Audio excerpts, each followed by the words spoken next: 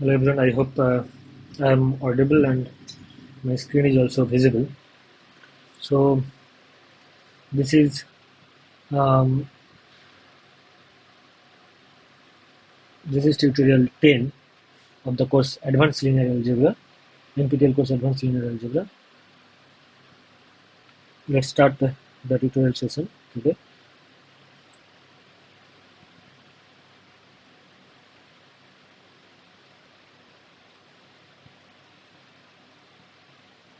Advanced Linear Algebra,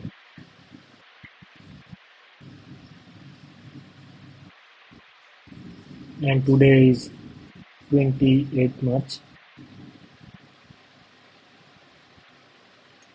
So So in the previous tutorial, I have not done much problems. I think I have done around 5 problems. But one important point I should have done in previous tutorial, that is the Gram-Schmidt orthogonalization process. And in previous tutorial, we have started with some basic facts of the um, inner product space. So we'll continue on that. But there is one important point, that is the Gram-Schmidt orthogonalization process. I will discuss at least those. I know that in the assignment in the ninth assignment, which is, I think, whose submission date is already over, there is some problem which I am not able to solve in the um, previous tutorial. So today I will do some of them. So let me recall that. Let V be a vector space. Let V be an inner product space. Let's start with V be an inner product space. V be an inner product space.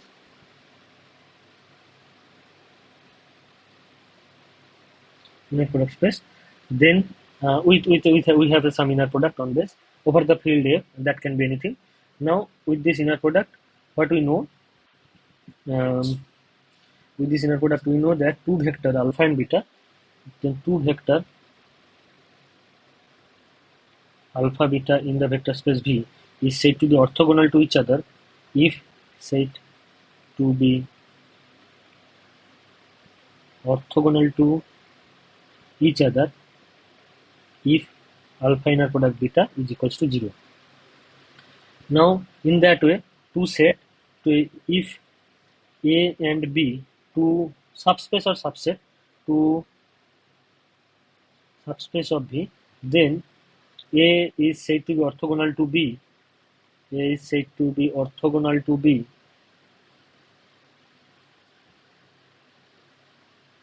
Said to be orthogonal to B if for any vector alpha in A and beta in B, inner product alpha beta should be 0. So in this is what it is we mean by orthogonality, and here this is what it is, inner product. Okay. Now here is one important fact, is that if we take an orthogonal set, now a set S of the V is said to be orthogonal set if for any alpha beta coming from S with alpha not equals to beta, alpha inner product beta is equals to 0. That is, every element is orthogonal to other element of that set. Now it is known that an orthogonal set of non-zero vectors, an orthogonal set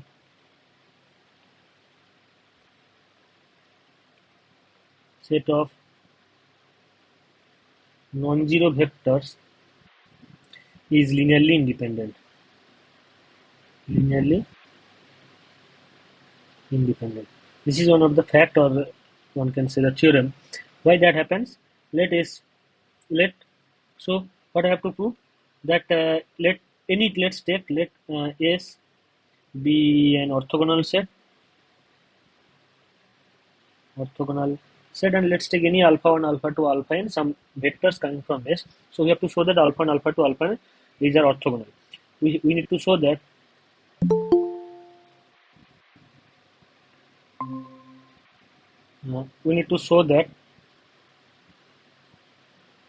this set alpha 1 all the way alpha n is orthogonal.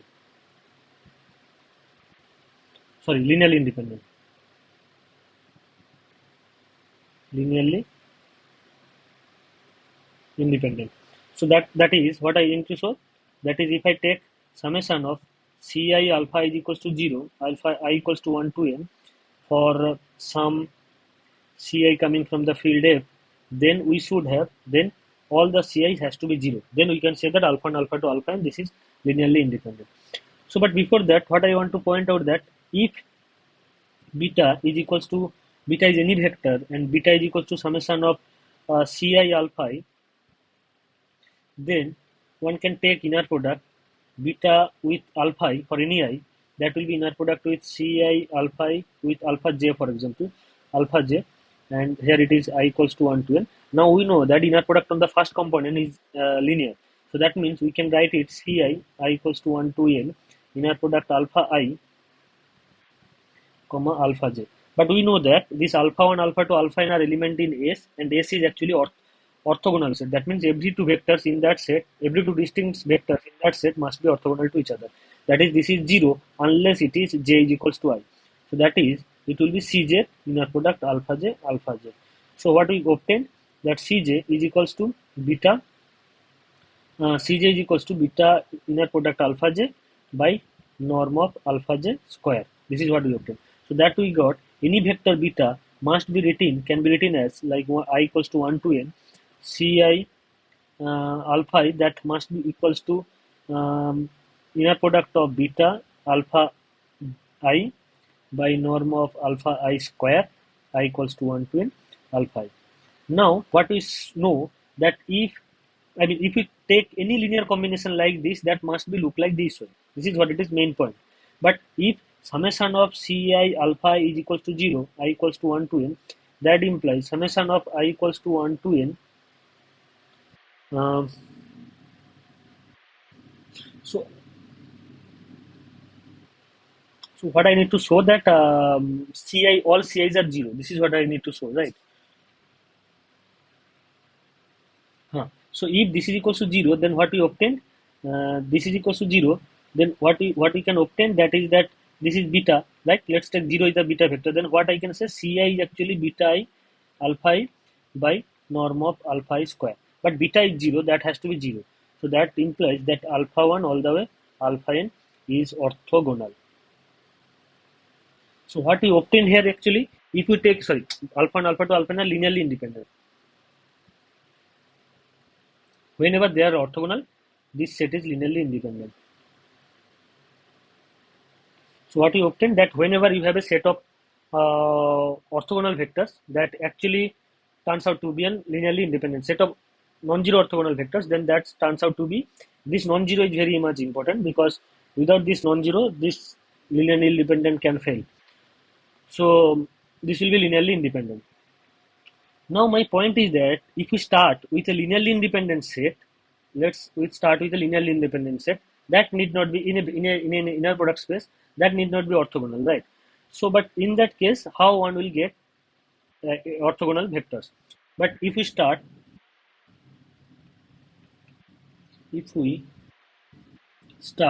with a set,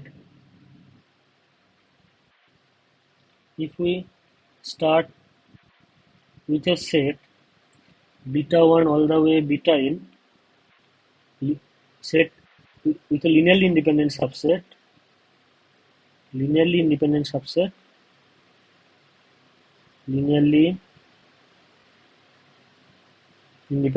set, this in the inner product space,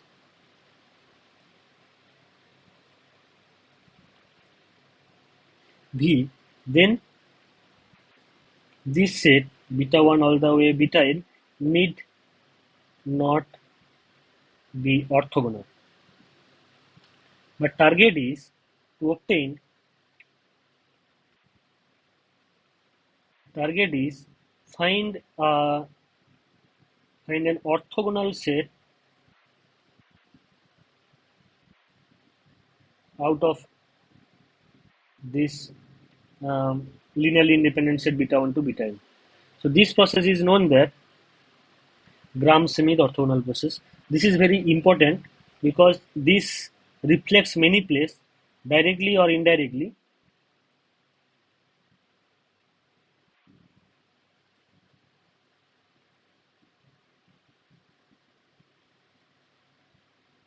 Okay, this is called Gram-Schmidt orthogonalization process. So we'll what we'll do? We have a linearly independent set beta 1 to beta 1, beta 1 to beta n. Actually, this linearly independent also can be dropped. Okay, but linearly independent set we have started. We'll start with the linearly independent set, and we will be obtaining an orthogonal set. Which out of this, how I'll start? Let's take beta. Uh, let alpha 1 is equal to, in fact, one can get the orthonormal that I am going to. Let alpha 1 take beta 1. And let's take alpha 2 that is equals to beta 2 minus inner product of alpha 2 comma, not alpha 2, sorry, beta 2, inner product of beta 2 alpha 1 by norm of alpha 1 square alpha 1. Yeah, alpha 1. So then what we can obtain, we can look at carefully, this alpha 2 vector is actually orthogonal to alpha 1. So note that this is equals to beta 2 minus inner product beta 2 comma alpha 1 by norm of alpha 1 square alpha 1 comma alpha 1. Okay, this is equals to beta 2 comma alpha 1 minus beta 2 comma alpha 1 by norm of alpha 1 square alpha 1 comma alpha 1. So this will be okay. Here I just recall that this is already trivial fact that norm of alpha 1 square is equals to alpha 1 comma alpha 1. This is inner product. This is what it is, norm. Now this can be cancelled out with this, and let's beta 2 comma alpha 1 inner product minus beta 2 comma alpha 1. Now what why this is non-zero? Norm of alpha 1 is non-zero because alpha 1 is an element. Alpha 1 is actually beta 1, and beta 1 is just element in the set of linearly independent vectors. But linearly independent vectors all not, I mean, any elements in the linearly independent set is non-zero. That's very much clear. Any element in linearly independent set is non-zero. So that's why this is 0. So what we obtain, we have started with a vector alpha 1 that is beta 1, and we have obtained another vector alpha 2 which is actually orthogonal to alpha 1. Now we will be obtaining alpha 3 out of beta 3. How? Beta 3 is equals to inner product beta 3 comma alpha 2 by norm of alpha 2 square into alpha 2 minus beta 3 comma alpha 1 by norm of alpha 1 square alpha 1. Now what we can note that alpha 3 into alpha 3 is orthogonal to alpha 1 and alpha 2. Let's check. Alpha 3 is equal alpha 3 inner product alpha 1. I am writing directly. This one will be beta 3 comma alpha 2 by norm of alpha 2 square into inner product alpha 2 alpha 1 minus using the linearity of the inner product. If you have any doubt how this is happening, you can ask. I will try to repeat, but I'm taking little step, I mean skipping one step. Here it is. So what here you will have beta 3 comma alpha 1 minus, note that we have already checked this is equals to 0. So this does not appears at all. Okay. So then what we will have beta 3 alpha 1 by alpha 1 square into norm of alpha 1 square. So we can easily once again cancel out alpha beta 3 alpha 1. Yeah, this is minus beta 3 alpha 1. This is equals to 0. Now one can check alpha 3 alpha 2 that is equals to beta 3 inner product alpha 2 minus beta 3 inner product alpha 2 by norm of alpha 2 square into this is alpha 2 inner product minus beta 3 with alpha 1 by norm of alpha 1 square into inner product alpha 1 alpha 2. But note that as I have said, alpha 1 alpha 2 are orthogonal, so that means inner product alpha 1 alpha 2 0, alpha 2 alpha 1 0. That is not different. Okay, this is different. Alpha 1 alpha 2 of course not equals to alpha 2 alpha 1 always. If it is 0, then it will be. There is no doubt. If I take two arbitrary vectors, then their inner product is not interchangeable. Okay, but if it is 0, then it is possible. There is no problem. And that relation is we know that if I take two vectors in inner product space, inner product xy is equals to inner product yx, that is bar. Okay, so that is at what is called, this property is called conjugation, I think. This is called conjugation. Yeah, but this, if it is 0, then inner product xy should be equals to inner product yx. So this is 0. So this only this will appear, but again alpha 2 and normal alpha 2 square and alpha 2 inner product alpha 2 is cancel out. So we can write beta 3 alpha 2 minus inner product beta 3 alpha 2, that is equals to 0. So what you obtain? So in this process, what will be obtained? So in this process, what we obtain? If I know in this process, if we obtain alpha 1 all the way alpha k after k step, then what will be the alpha k plus 1? That will be equals to beta k plus 1 inner product beta k plus 1 with alpha k by norm of alpha k square. We can write it in combinedly, I equals to 1 to k beta k plus 1 alpha I by norm of alpha I square into alpha I. Okay, so this is what is the general form. So then you will get alpha k plus 1, and then alpha k plus 1 will be orthogonal to all the alpha I for all I equals to 1 to k. So then we'll get that alpha 1 alpha k plus 1 is an orthogonal set. Is an orthogonal set. Okay. Now what I want to point out is that, so in this way, if you do the n step, after that you will get the full orthogonal set. But here I just want to point out one more important fact. I believe that's not pointed out in even lecture. So that is, even if we start, if we take beta 1, not beta 1, even if we take gamma 1, gamma 2 all the way gamma n, any subset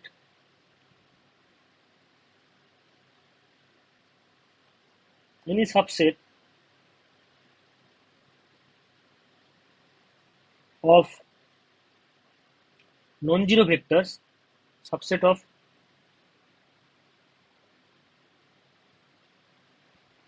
non-zero vectors in the inner product space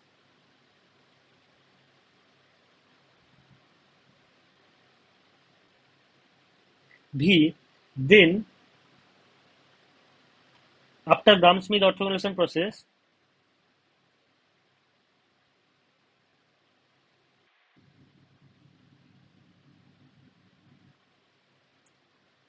Gram-Schmidt orthogonalization process,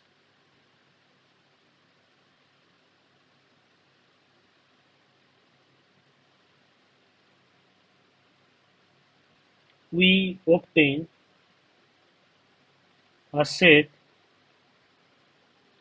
delta 1, delta 2 all the way delta k for some k less than equals to n, which is orthogonal, which is orthogonal set containing no non-zero vector, orthogonal set containing no non-zero vector. So what I just wanted to point out through this note is that in the above Gram-Schmidt orthogonalization process, we have started with a set of linearly independent vectors, okay? And from there, we have obtained an orthogonal set. But if we here start with just an arbitrary set, but each element of that set has to be non-zero. Not necessarily this set is not necessarily linearly independent. So then, if we do the Gram-Schmidt orthogonalization process, in that process, whatever vector I will obtain, those vectors will be orthogonal, but there may contain some less elements. For example, if I take 1 comma 0, another vector is 2 comma 0, this is two linearly independent, this is two element in R2, right? Now if I do the Gram-Schmidt orthogonalization process through this, I started with this, and let's take beta 1 is equals to 1 comma 0 and beta 2 is equals to 2 comma 0, then what will obtain? We have to take alpha 1 is equals to 1 comma 0, that is what it is step says, and if I take alpha 2, if I obtain alpha 2, that is equals to beta 2 minus beta 2 inner product with alpha 1 by norm of alpha 1 square into alpha 1. So what we will obtain, this is 2 comma 0 minus inner product of 2 comma 0 with 1 comma 0 by norm of 1 comma 0 is 1 itself. Yes, it is 1, and alpha 1 is 1 comma 0. So 2 comma 0, and this inner product is actually 2 times 1 comma 0. So this is becoming 0. The interesting fact is that if you take some linearly independent vectors, so if you take some set of vectors and each of them are non-zero and do the Gram-Schmidt orthogonalization process, then whatever the linearly dependent vector, suppose we are taking gamma 1 all the way gamma n. Suppose this is, we don't know whether they are linearly independent or not. That means there must exist at one vector which can be written in terms of linear combination of other vectors. This is what it is. We mean to say that this fails to be linearly independent, or that is this set is not linearly independent. So in that case, if you do the Gram-Schmidt orthogonalization process, whenever there exists a vector which is linearly depend on the previous vector, that element will automatically become 0 through this Gram-Schmidt orthogonalization process. Suppose we have gamma 1, gamma 1, gamma 2, gamma 3 is there. Suppose gamma 1, gamma 2 are linearly independent, okay? But gamma 3 is depends on gamma 1 or gamma 2 or both of them. So in that case, from here, if we do the Gram-Schmidt orthogonalization process, we will obtain first alpha 1, we will obtain alpha 2, but when I will try to obtain alpha 3, that will become 0.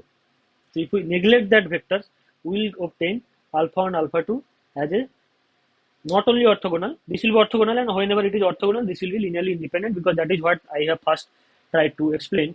The set of orthogonal vectors is set of non-zero orthogonal vectors is actually set of non-zero orthogonal vectors is actually linearly independent. So here will be little I should change little bit different here. We obtain a set. This is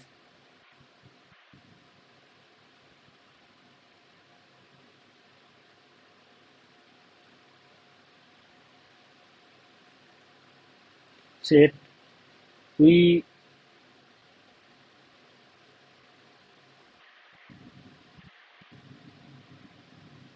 consider the set.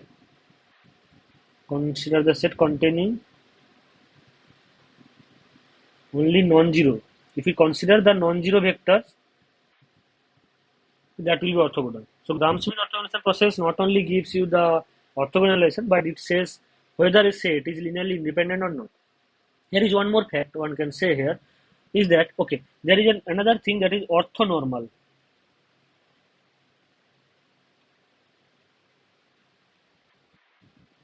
Orthonormal set. A set of vectors alpha 1, alpha 2, alpha n is said to be orthonormal, said to be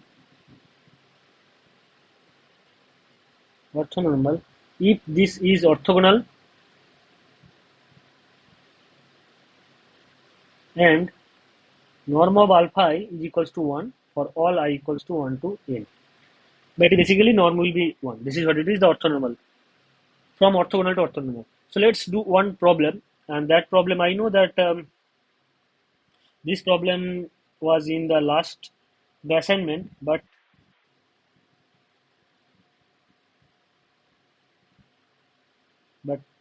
in the last day I could not get the time to solve this type of problem. So let's solve at least once, and then I'll go to the orthogonal projections and whatever is there for the next tutorial. So let V is equals to R4 be the Euclidean space with standard inner product.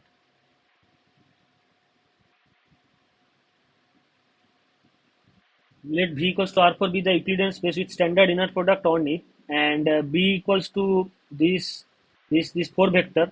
Let's take beta 1 is equals to, and beta 1 be the corresponding orthogonal basis obtained from B by the Gram-Schmidt orthogonalization process, then beta 2. Okay, let's take alpha 1 is equals to 1 comma 1 comma 1. This is first vector. Alpha 2 is equals to 1 comma 1 comma minus 3 comma minus 3, and alpha 3 is equals to 0 comma minus 2 comma 4 comma 2, and alpha 4 that is equals to 3 comma 1 comma 5 comma 7. So then Gram-Schmidt orthogonalization process, beta 1 is equals to alpha 1, which is actually as it is. Beta 2, we have to obtain beta 2. Beta 2 is equals to alpha 2 minus inner product alpha 2 to beta 1 by norm of beta 1 square into beta 1. So alpha 2 is equals to 1 comma 1 comma minus 3 comma minus 3 minus alpha 2 beta 1. So alpha 2 beta 1, this is alpha 2 and beta 1 is this, that is inner product of, okay, so let me write this in down. This is equals to alpha 2, that is 1 comma 1 comma minus 3 minus inner product of alpha 2 is 1 comma 1 minus 3 comma beta 1 is actually 1 comma 1 comma 1 comma 1. This is by norm of beta 1 square is actually 1 plus 1 plus 1 plus 1 square root, because inner product with 1 1 1 with 1, that will be 1 plus 1 plus 1 plus 1 and square root. So this will be 1 comma 1 comma 1. This is what it is. So this will be like 1 comma 1 minus 3 comma minus 3 minus, what is this inner product? 1 plus 1 minus 3. I hope I'm writing correctly. Yeah, 1 1 1 minus 3 by 2 into, this is 1 comma 1 comma 1.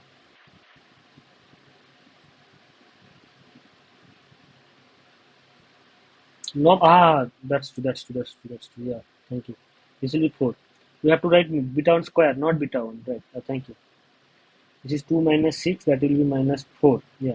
So that is minus 4. So cancel out, it will be plus 1, minus 3, and plus 1 comma 1 comma 1. I hope this is correct now. 2 comma 2 comma minus 2 comma minus 2. I think there is one option like the 2 comma 2 minus 2 minus 2. This is what is the option. This is what it is the option. Yeah, correct. This is correct. So, and I hope there is one option, one problem that exactly is corresponding to the same problem. So, I think this is the problem. Yeah. Okay, I'll write this problem in the below.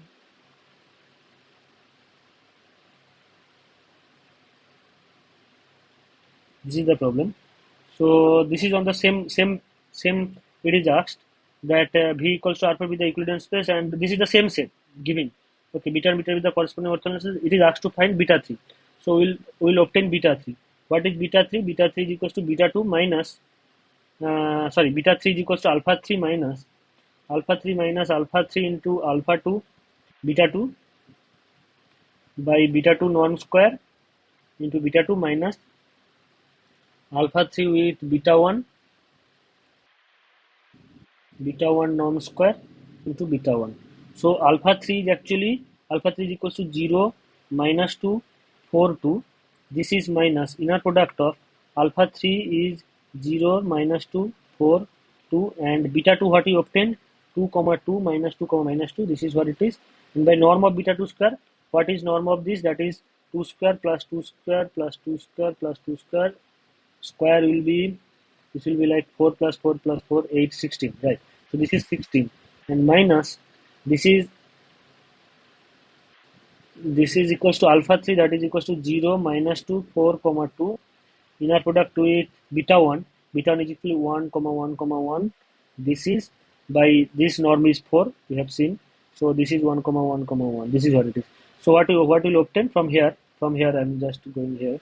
So this will be like 0 minus 2 comma 4 comma 2 minus this inner product is 2 2 minus 4 minus 8 minus 4 by 16. So there will be inner product with beta 2. Beta 2 is actually 2 comma 2 comma minus 2 comma 2 comma 2 comma minus 2 comma minus 2 minus, this will be like minus 2 plus 4 plus 2 by 4. This is 0 minus 2 plus 4 plus 2. Okay, let's, this is 0 1 comma 1 comma 1. So this is 0. This is going to be 0 because this is above term is 0. So ultimately we will have 0 minus 2 comma 4 comma 2 minus, this will be 18 minus 16, and that will be plus. So 2 comma 2 comma minus 2 comma minus 2, that will be equals to 2 comma minus 2 minus 2 0, 4 minus 2 is 2, and 2 comma 2 4. This is not matching, so I made mistake there.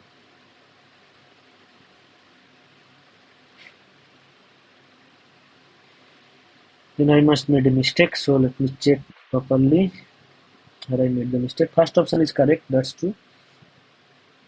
2 comma 2 minus 2 comma 2, and that will be alpha 3 minus, both the questions are same, right? Yeah, 0 minus 2 4 2, that's same, so I'm doing on the same set. 0 minus 2, I have asked to that find beta 3. That's right.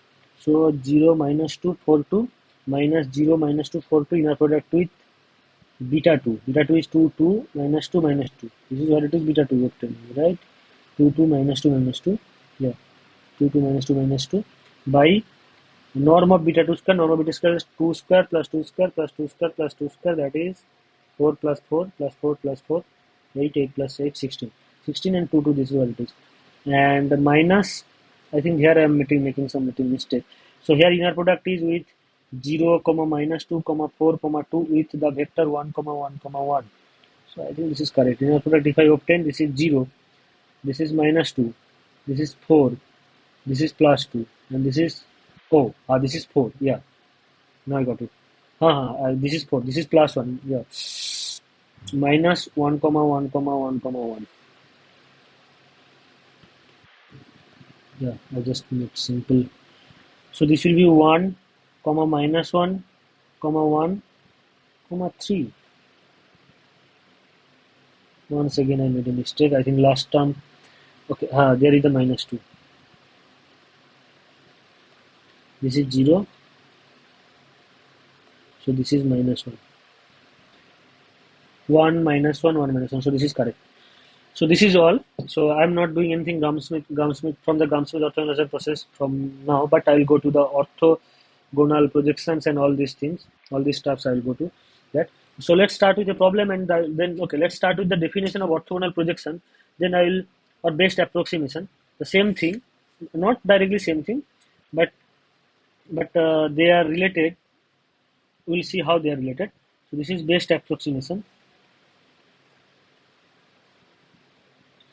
Approximation.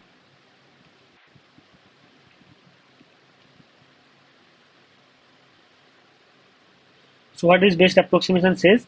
Let we have the vector space V. Sorry, let V be an inner product space,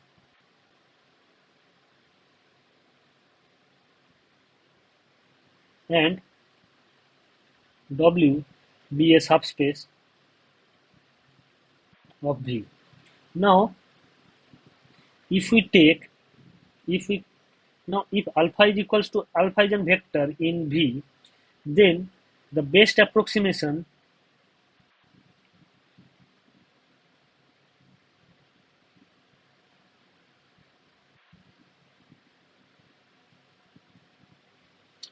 then the best approximation then the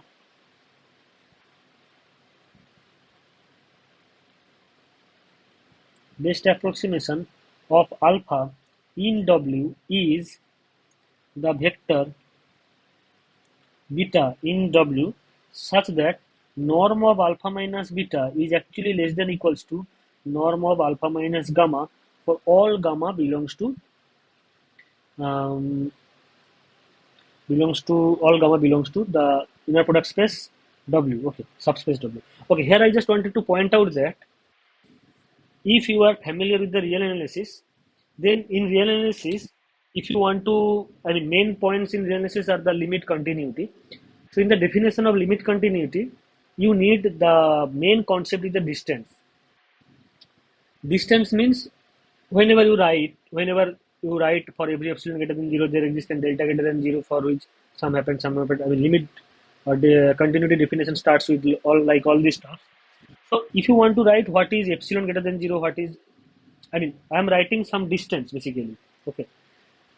So there is the main idea is the distance. Okay. So now, whenever we are studying inner product space, what is the purpose of inner product space? When you study inner product space, so then what will,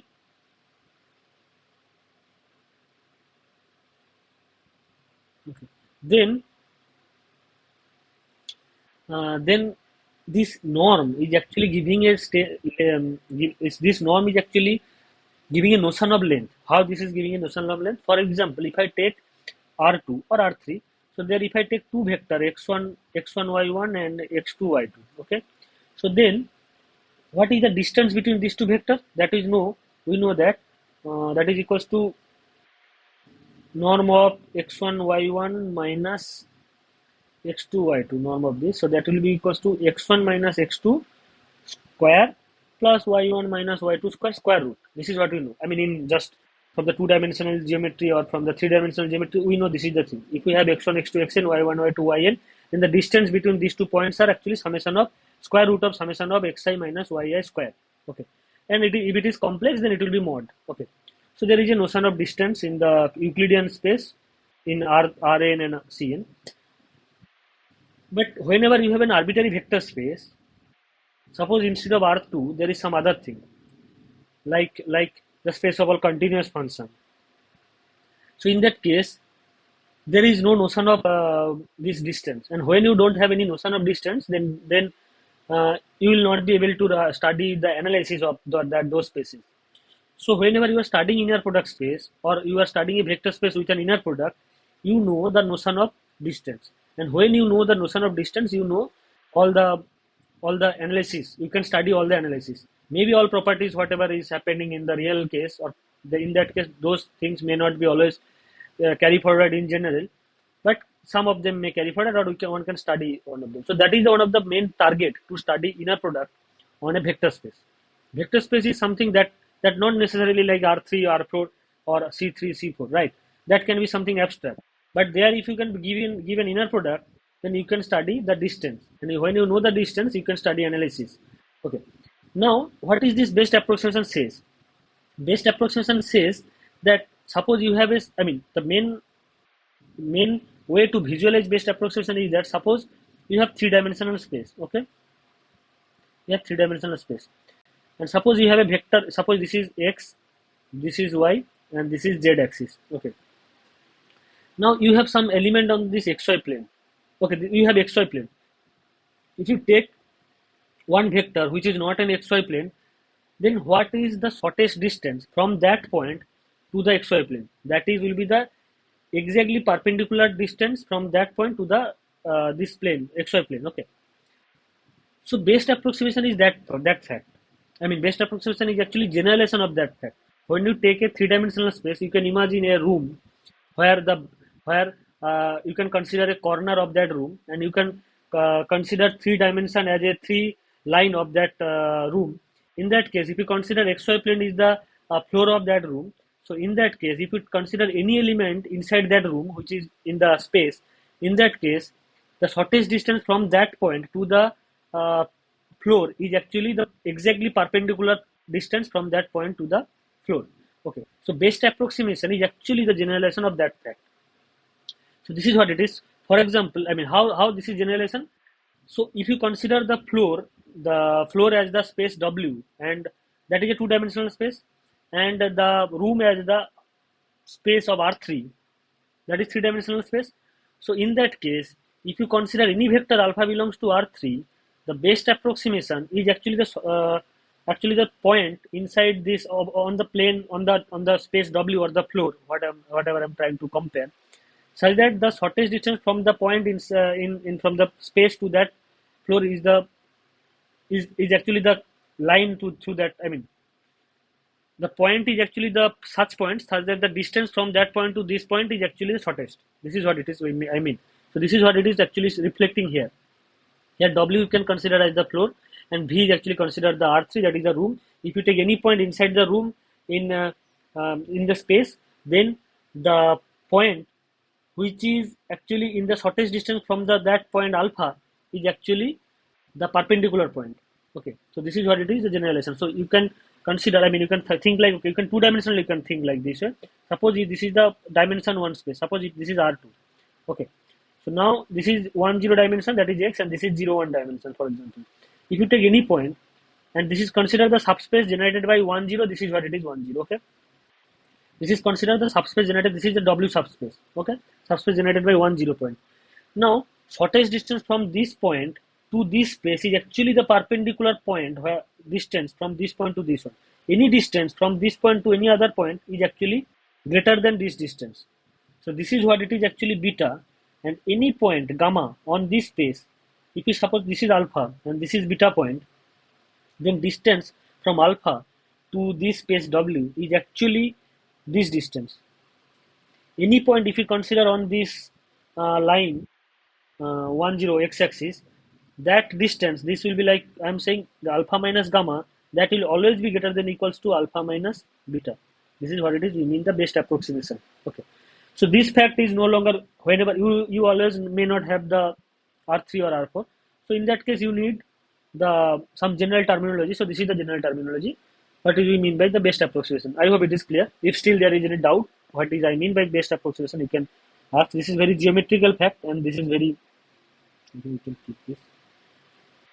This is very geometrical, and this is very interesting. But like like um, like if I consider it in two dimensional, like if I consider two dimensional, if I take 1 2 vector, here it is. So then that means this is 1 and this is 2, right? This is distance 1 2. So then the best approximation point is actually 1 0 on this space, not any other space. Best approximation of the point 1 2 on the space W, which is actually span of 1 0, is actually 1 0. This is the best approximation point. Okay, whatever it is. So this is the best approximation point. Now if we have best approximation point, then that will be unique. One of the fact is that this is something fact that already discussed in class. Let V be an inner product space. So first of all, if you have an inner product space and a W is an subspace, is a subspace of V, then there is no guarantee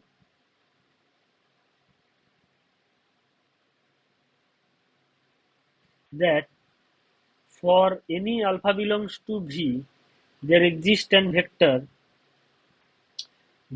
beta in W such that alpha minus beta is actually less than equals to alpha minus gamma for all gamma in V. There is no guarantee to existence of such vector. There is plenty of examples where there is no such guarantee one can give. Okay, but if there exist such vectors, but if there exist such best approximation vectors,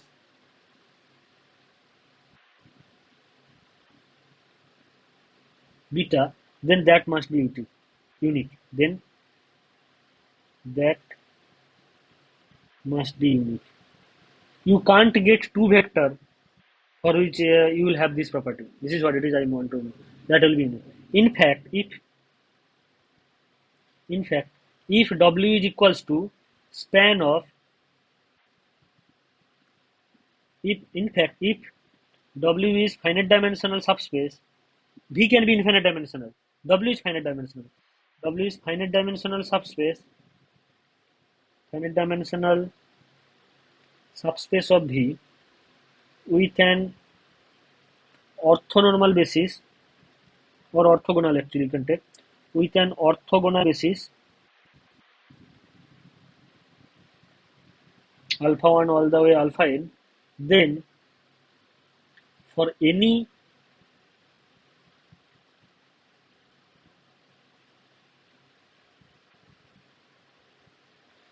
vector alpha belongs to V, the best approximation here of best approximation always exists. If V is an vector's inner product space and W is an finite dimensional subspace, then you will get the best approximation. Then best approximation is, let's take this is beta, is alpha, which is actually given by, okay, so I think this is better to taking alpha. This is beta, and let's take yeah, this is okay. Alpha 1 alpha I by norm of alpha I square into alpha I summation of I equals to 1 to n. This is the best approximation. That is, that norm of alpha minus beta is actually less than equals to norm of alpha minus gamma for all gamma belongs to W. This is what it is. Yeah. But here is one more fact. Another fact is that if beta, I mean all those settings that V is an inner product space, W is subspace, if beta is the best approximation, is the best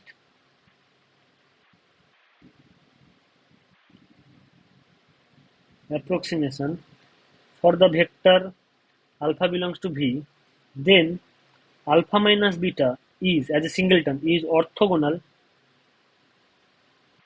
to W. That means alpha minus beta is orthogonal to each vector of W.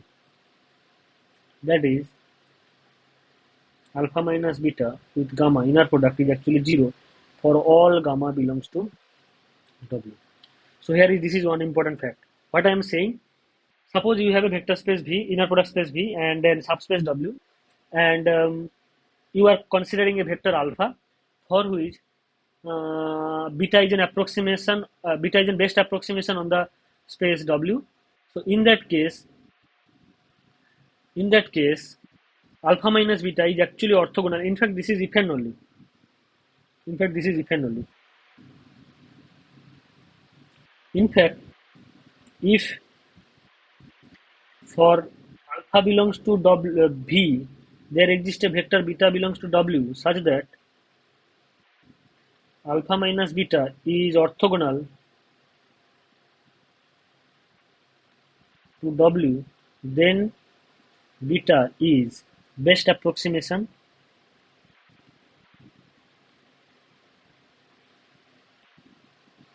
of alpha in W. This is the best approximation of alpha in W. Now, whenever you have the best approximation property, whenever a vector space V and suppose you are taking a inner product space V and then subspace W, then when we say the best approximation property will have, whenever for every vector W in alpha in W, alpha in V, there exists best approximation in W, then we say that it has the best approximation property. Okay.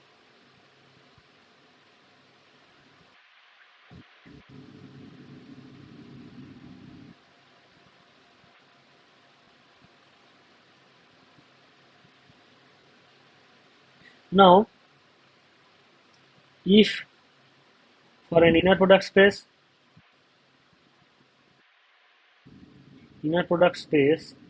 V and subspace W, if for any alpha belongs to V admits a best approximation, this is unique, admits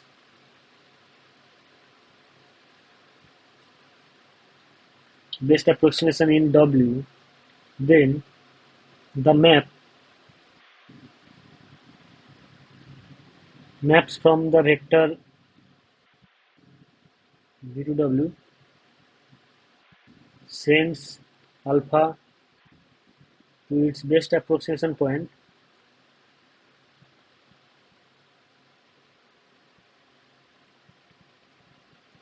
is called an orthogonal projection, called an orthogonal projection of V on W. So suppose we are taking a inner product space V and a subspace W, and suppose that for every vector alpha belongs to V, that admits the best approximation in W. That means for every alpha there exists a vector beta in W such that norm of alpha minus beta is actually less than equals to norm of alpha minus gamma for all gamma belongs to W. In that case, the map which maps alpha to beta is actually called the orthogonal projections. And if alpha is and if E from V to W be an orthogonal projection,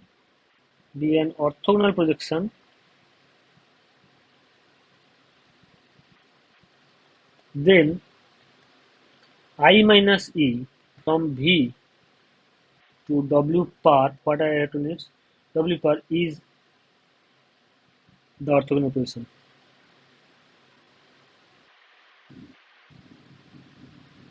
The orthogonal projection.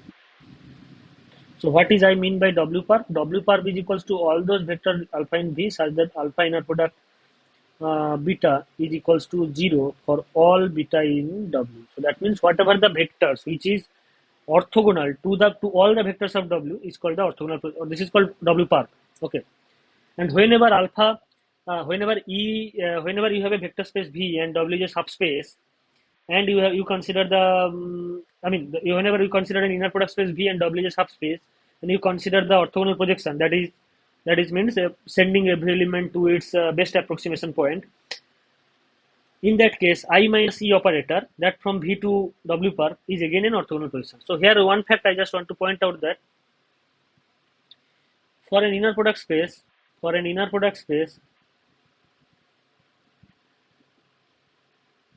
V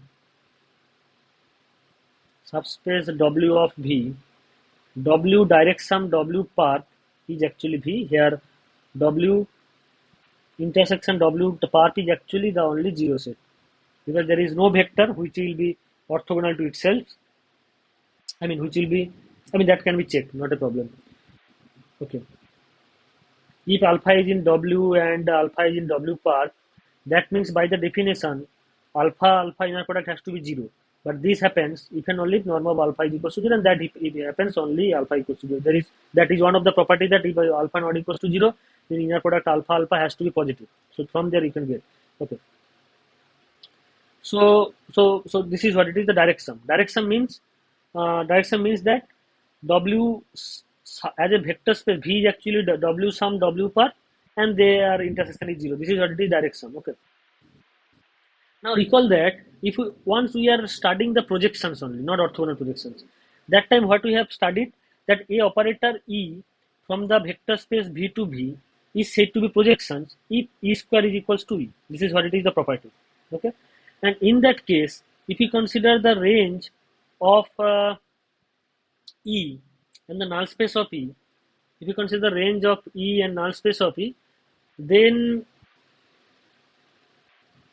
range and null space are actually orthogonal. Range space and null space are not necessarily orthogonal. No, they are orthogonal actually. Indeed, they are orthogonal. Yeah. So in that case, range and null space are orthogonal. It was no, there is no notion of orthogonal. But what we can write, if we take range of E and null space of E, that was 0. Okay, that was 0, and we can write range of E plus null space of E as a direct sum is equals to vector space V. So here E is the orthogonal projections.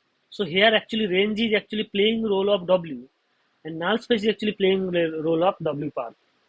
And once the null space of E is actually W path, that means I minus E, the range of I minus E is actually null space of E. I hope these are clear. I am trying to be a little fast here, but if you have any doubt, you can ask. I'll try to explain it more. So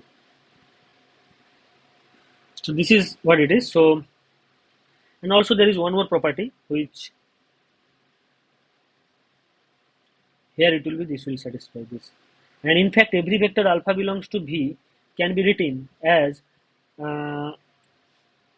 E alpha, which is actually best approximation of alpha to the subspace W, and I minus E alpha, which is actually the best approximation. This is the best approximation to the space W,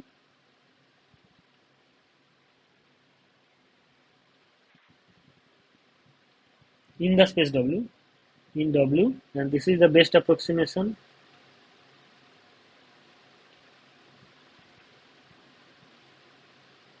in W path. Okay, this is what it is. Okay, so let's go ahead and let's start some problem for today's actually.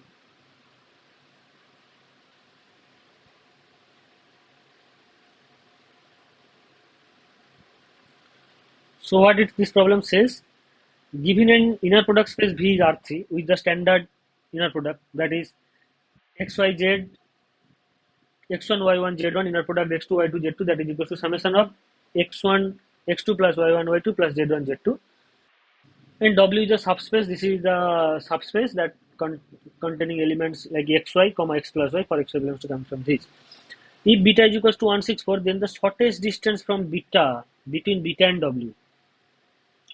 So the shortest distance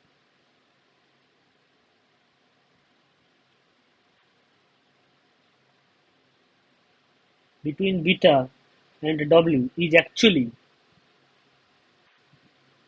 that I have already said, actually the best approximation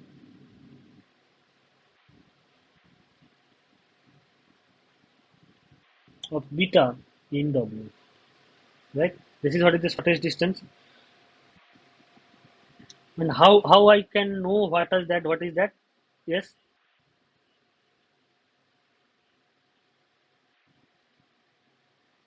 Yes. Sorry. Yeah, that's right.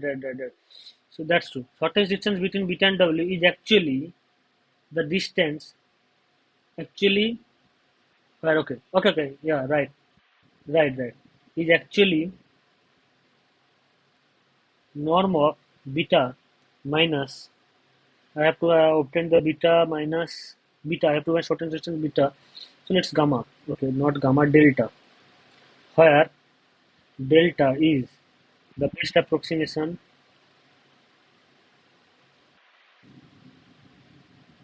of beta in W. Okay, and we know we already discussed, and I mean I have not discussed in detail, but I have given a formula. Whenever you have a vector alpha and you have a subspace alpha or alpha and alpha to alpha n, but interestingly this is orthogonal basis. Okay, that doesn't matter.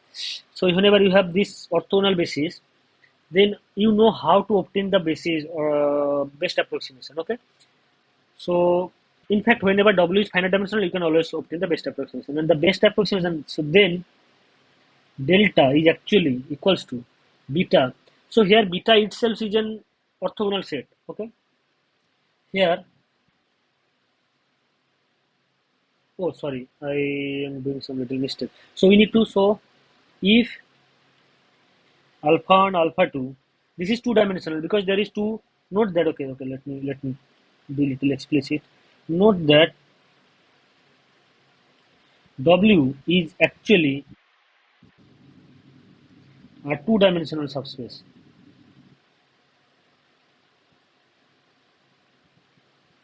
spanned by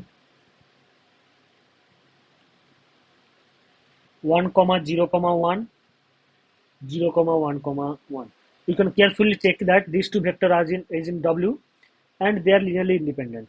Okay, this is linearly independent.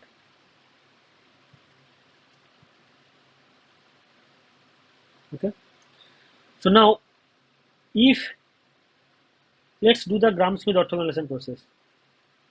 Let alpha 1 is equals to, I want to obtain, okay, alpha 1 is equals to 1 comma 0 comma 1, and alpha 2 is equals to alpha 2 equals to 0 comma 1 comma 1 minus inner product 0 comma 1 comma 1 with 1 comma 0 comma 1 inner product by norm of 1 comma 0 comma 1 square into 1 comma 0 comma. So this is the Gram-Schmidt orthogonalization process applied to this set.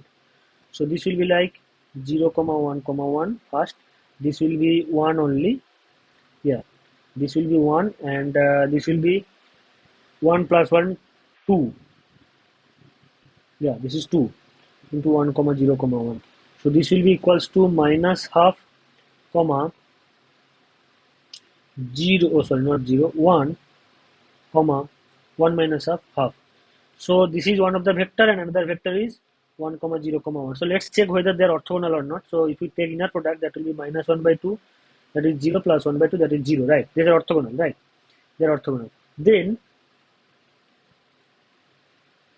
1 comma 0 comma 1 along with the vector minus 1 half comma half is is an orthogonal basis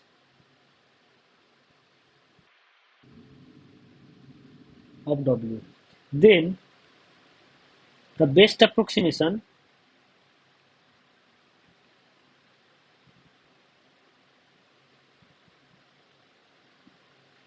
of alpha is beta is equals to, what was the vector?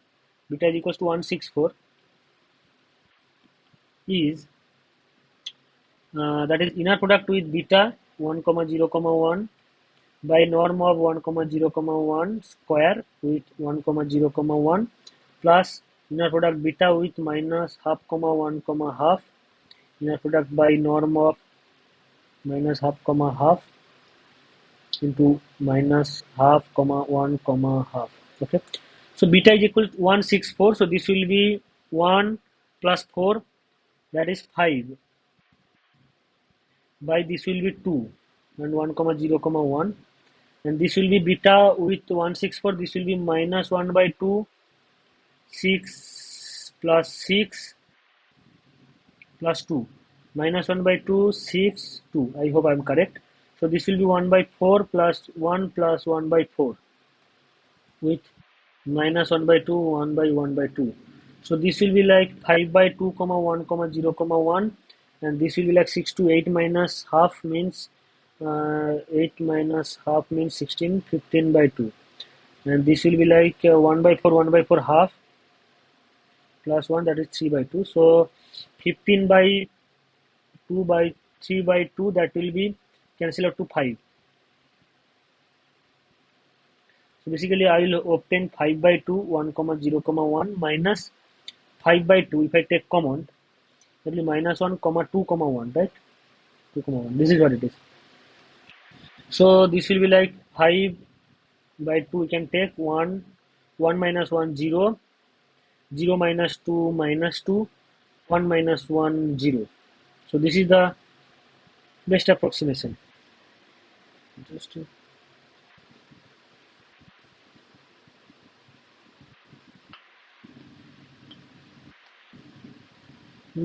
I have done some mistake, I think.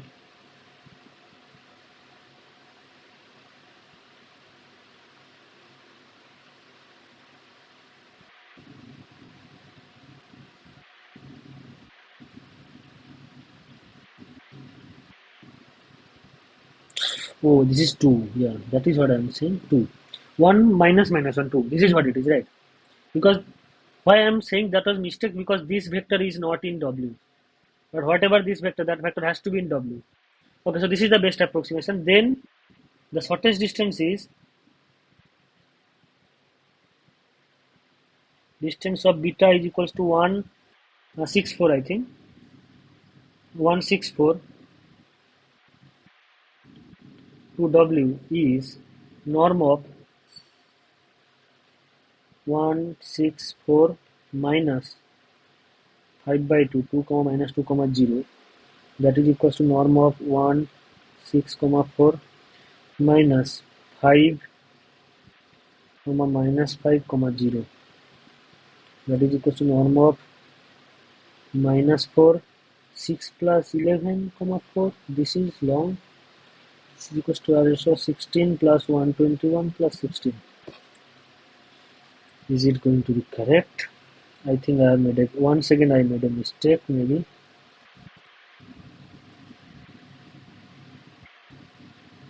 Just a minute.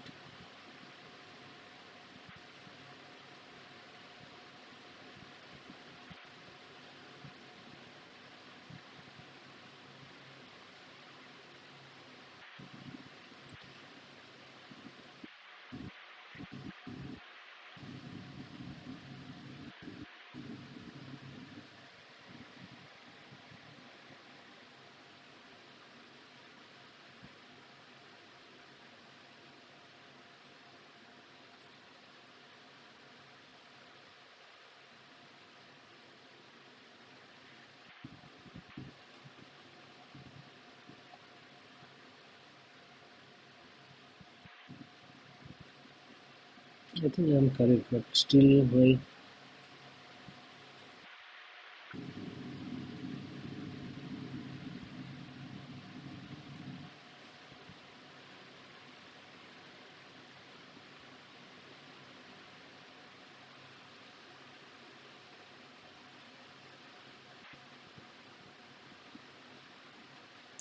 Beta minus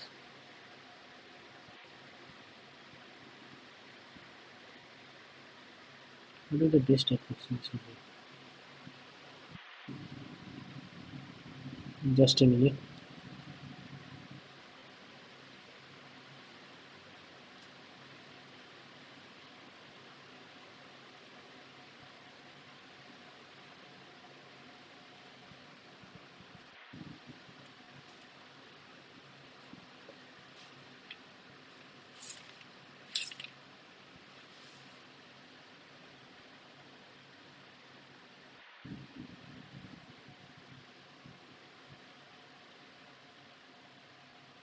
There is another way, you can do that way, but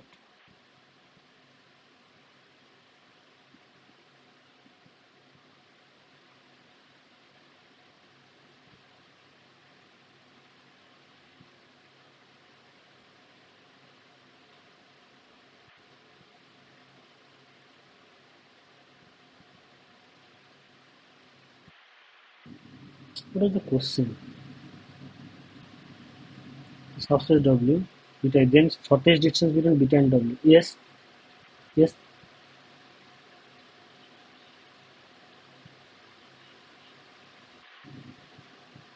It's, hmm. Okay, okay, okay. There is another way I can try it. I'll try that, but hmm, hmm, hmm, hmm.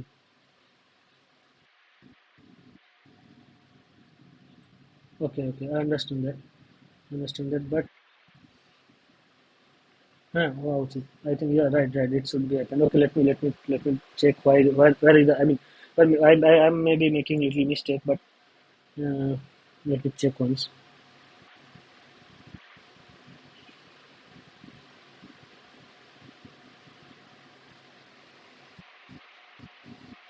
You get the best approximation point, then the distance will be.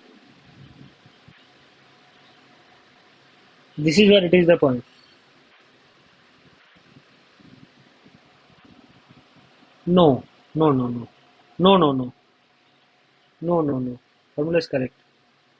I mean, beta minus. No, beta minus is not. We are obtaining the best approximation of summation. Yeah, summation part. Okay, let me check once. Okay, let me beta 101 and 101 beta this. Beta is 164. So this is like 1, 6 is going to be 0 and 4. So 5. And here it is 164, that is half. 6, 4 into half.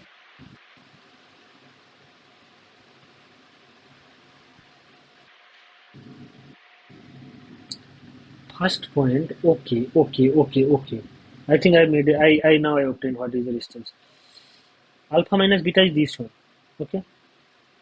So alpha minus beta should be orthogonal to every vector in one subspace W, that is 0, 1, and another is that 1, 0, 1, 1. This is the W vector. So if these are the vector in W, then whether they are getting 0, yes, there is some problem. There is some problem. So it is not going to be orthogonal to every vector, right? Beta minus alpha. Alpha is the orthogonal projection. Alpha is the orthogonal projection, best approximation. So where is the mistake?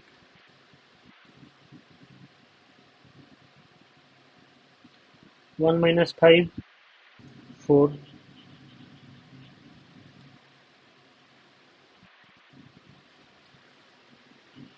Yes, this is. I think going it will take time.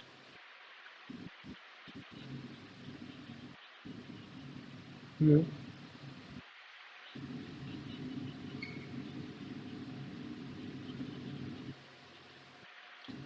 No, but no, that I can't use that method actually. So, but I can use the inner product also. That I can do. Okay.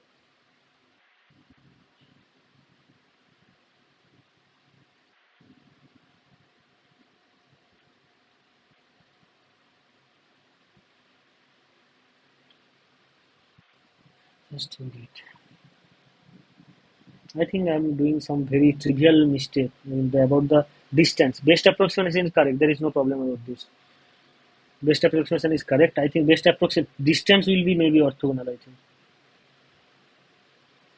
Okay, just a minute. Let me clear it. Distance. If you have a vector beta 1, okay. For example, if you have a vector 1, 1, 2, if you vector 1, 2, and you have a vector 0, 1, 0, the distance from this to the plane is actually the norm of, this is the best approximation, 1 comma 2 minus 1 comma 0, that is equals to 2. This is correct. So we are doing something like that, not shared separation. So we are obtaining the best approximation. This is the best approximation. And next, but even this is best approximation, why this is not going to be, there is some problem. Okay, let me check one second. Because if this is best approximation, then best approximation beta minus alpha has to be orthogonal to every vector in W. Two vector in W is 1 0 1 0 1 1. Okay, so but why it is not going to be orthogonal to 0 1 1? So let me check this one once again. Beta inner product 1 0 1. I have started with 1 0 1. Another vector is 0 1 1. So 0 1 1 0 1 1. Okay, let me check. 1 0 1. Okay, these two vectors are orthogonal. Okay, you can consider they are orthogonal, minus half plus half orthogonal, and they are linearly independent. So clearly, and 1 0 is there, and this is also there. So they are subspace and linearly independent. So this is correct. This is an orthogonal basis of W. There is no doubt about this. Now we want to obtain the best approximation of beta. What it will be? It will be like W is finite dimensional and alpha is the orthogonal basis of W. Then the vector is the unique best approximation to beta by the vectors in W. Okay. So beta, that doesn't matter. Orthogonal means you have to divide this here only, nothing special. Okay. There is not, that is not going to help. Oh, I got it. No, I think this is also I made. Okay, okay, just a minute. I think let me check once again. 1 0 1 norm square is actually 1 plus 1, that is 2. Okay, and beta 164 and inner product to it 1 0 1, that is equals to 1 plus 4 5. I think this is correct. First one is correct, and the vector is 1 0 1. Okay, this is correct. Next is beta is 1 6 4 and minus half 1 half. So this will be minus half first place, 6 plus 4 into that is 2. It is 8 minus 1 by 2, that is 16 minus 1 by 2, that is I think this is 15 by 2. Okay, this is 15 by 2. Above term is okay. The below term is actually square of this, that is actually 1 by 4 square, 1 by 4 plus 1 plus 1 by 4, that is equals to 4. 1 plus 4 plus 1, that is equals to 6 by 4, that is equals to 3 by 2, that is equals to 15 by 2 by 3 by 2, that is equals to 15 by 3, that is equals to 5. Yeah, now I got it. Here is a mistake. 2 will not be there. I don't know why. Here it is 5 by 2 I was initially writing. That will be just 5. I hope it will be correct. Yeah, I hope it will be correct now. So this is 5 because 5, this is what it is now. 15 by 2 by 3 by 2. That will be 5 only, right? 3 5. Huh? This is 5. So then this will change. This will be like, this will be 5 by 2, 5 by 2 plus 5, that is equals to 15 by 2. 15 by 2. Next is minus 10. Next is 5 by 2 minus plus 5, right? Minus 5. 5 by 2 minus 5. So that is equals to minus 5 by 2. Yeah. So this is what it is. So this will change.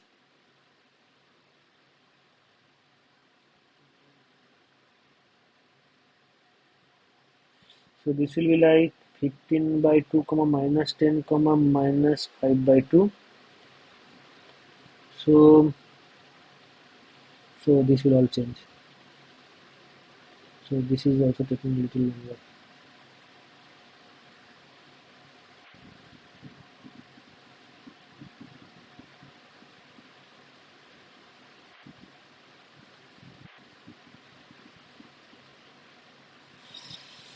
So this is equals to norm of 1 minus 5 by 2 minus 1 minus 15 by 2, that is equals to 2 minus 15 by 2, that is equals to minus 13 by 2. I don't know why everything is going to be so absurd. 10 plus 10, 6 plus 10, 16. Okay. Next is 4 plus 5 by 2. that is equals to 13 by 2.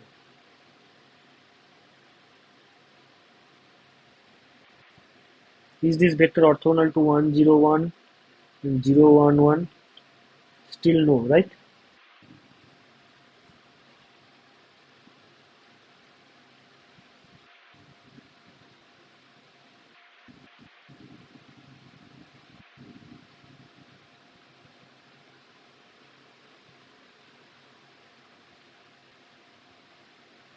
One, 6, 3, na? Vector does no 4.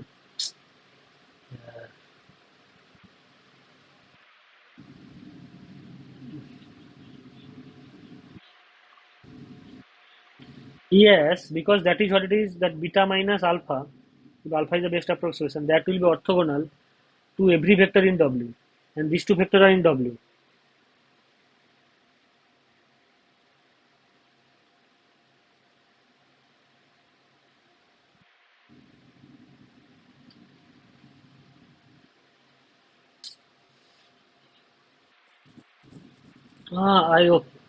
No, no, no, no, no, no, no. I was initially correct, I think. Oh, now I obtained. Okay. This is minus 5. This is 5, 1 comma half. I was taking half common. Okay.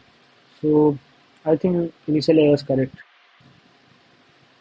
This is equals to 5 by 2 plus 5 by 2, comma 0 minus 5, comma 5 by 2 minus 5 by 2. This is equals to 5 minus 5, comma 0.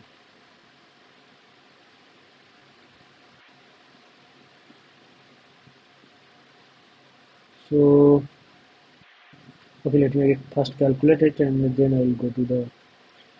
This is minus 4. 1 minus 5 is minus 4. 6 plus 5, 11, comma 4. Okay.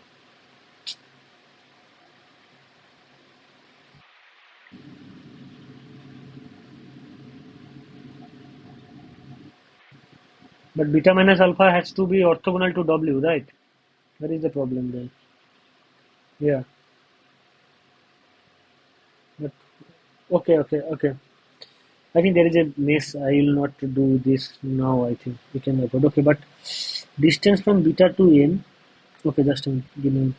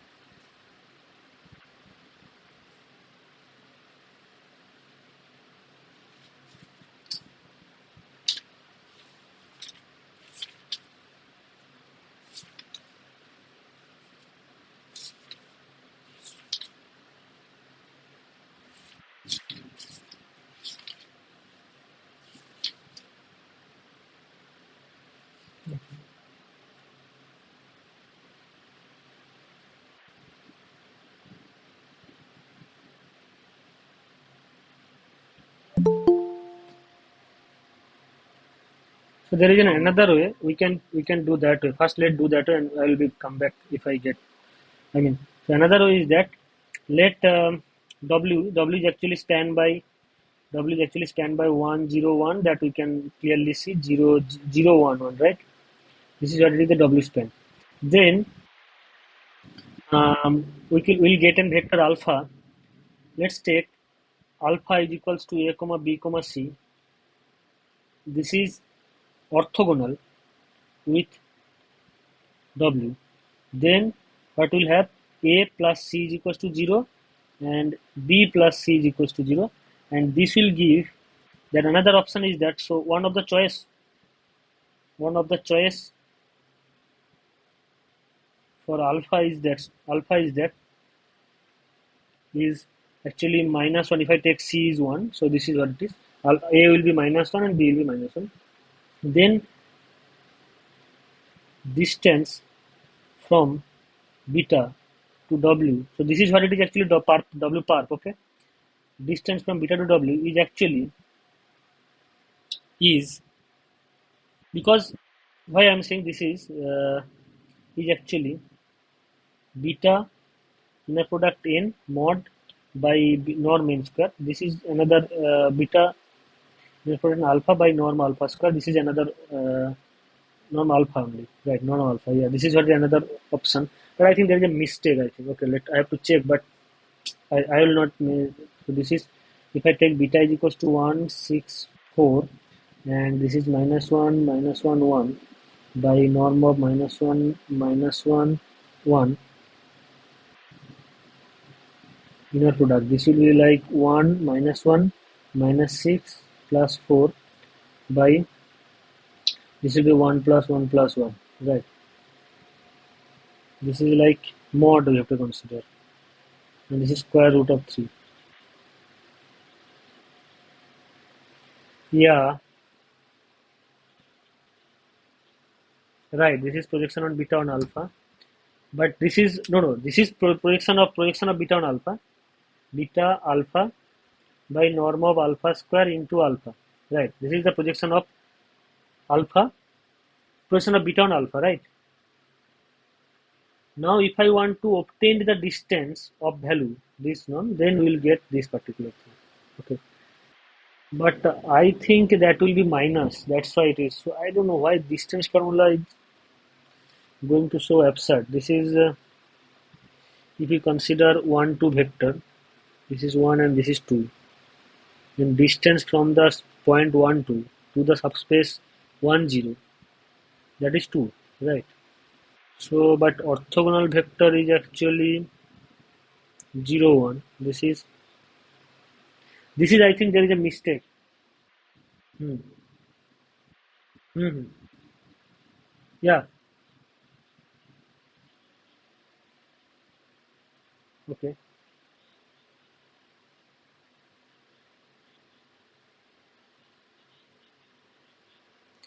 Yeah, you can send those as those are SN.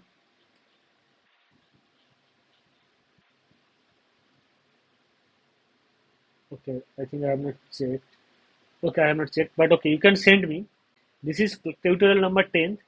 There will be 11th and the 12th tutorial, and there will be an extra tutorial. As they are old assignment problem, I will solve those old assignment problem in the final tutorial, 13th tutorial. That is extra tutorial. Okay. Okay, so I am going to the next problem. So this way it will be root 3. That's okay. That is already the first problem. So I'll check what is the mismatch I am doing. Okay, so this is the second one. So second problem, what it says? Second problem says let V is R3 the inner product space with the standard inner product we have given, and W is equals to this space, and then the orthogonal projection of V on W is given by. So here it is. Here we can do one thing. We can obtain what is orthogonal vector to the space W. Okay, or orthogonal projection actually. Okay, so clearly 1 comma 0 comma minus 1 0 comma 1 comma 0 is an basis of W, right? And this is an orthogonal basis, right? Because inner product if you take, that will be 0. Orthogonal basis. Yeah, orthogonal basis. Then the projection of any vector V, where V is equals to V1, V2, V3, is actually equals to inner product of V with the first vector 1 0 minus 1 by this is equals to 1 0 minus 1. This is what we already checked. Okay, I mean this is already what we discussed, that projection actually look like this. V comma v comma 0 1 0 by norm of 0 1 comma 0. So this is V is equals to V1 V2 I have written. So this will be like V1 minus V3 because V2 is 0 by 1 0 1 square is actually 1 square plus 1 square, that is 2 into 1 comma 0 comma minus 1, plus this will be V2 by 1 and that will be 0 comma 1 comma 0. So this will be like V1 minus V3 by 2 comma V2 comma V3 minus V1 by 2. This is what it is, orthogonal projections. So with whom this is matching, so that means if I write xyz, E of xyz, that will be like x minus z by 2 y z minus x by 2. Yeah, x minus z by 2 y minus x, this is what it is, right? So this is what it is, the correct option. So is it clear?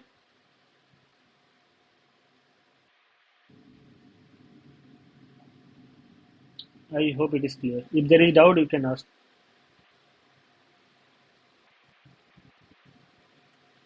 Let's go into the another problem.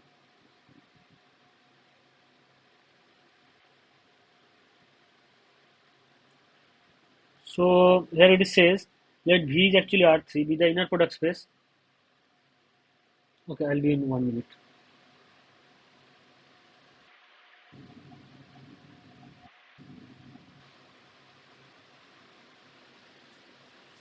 Let V equals to R3 be there be an inner product space equipped with the standard inner product on it. W be a subspace of V. If E xyz is the projection given, is the orthogonal projection of V on W, then the subspace W is, what is the subspace of W? Okay. Now, what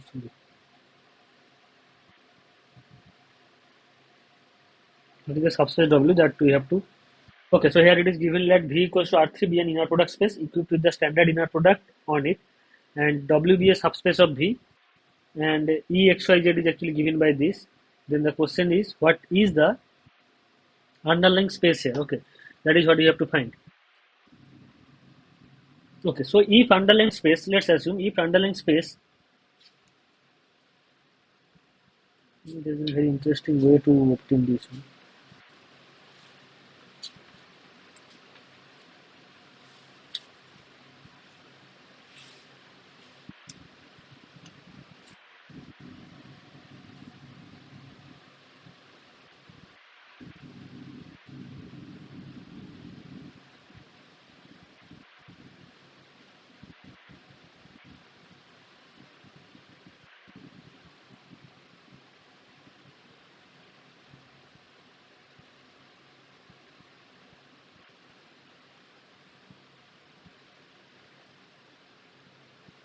So clearly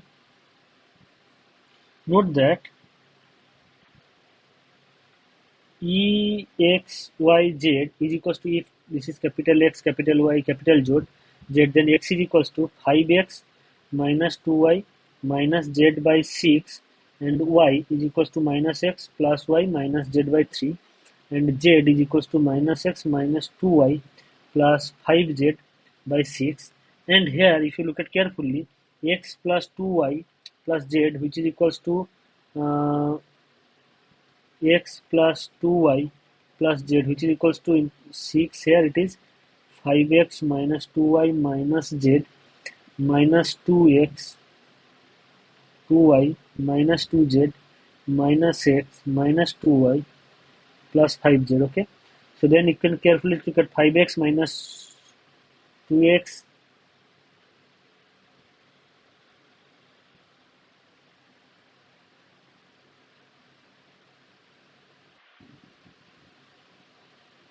mm,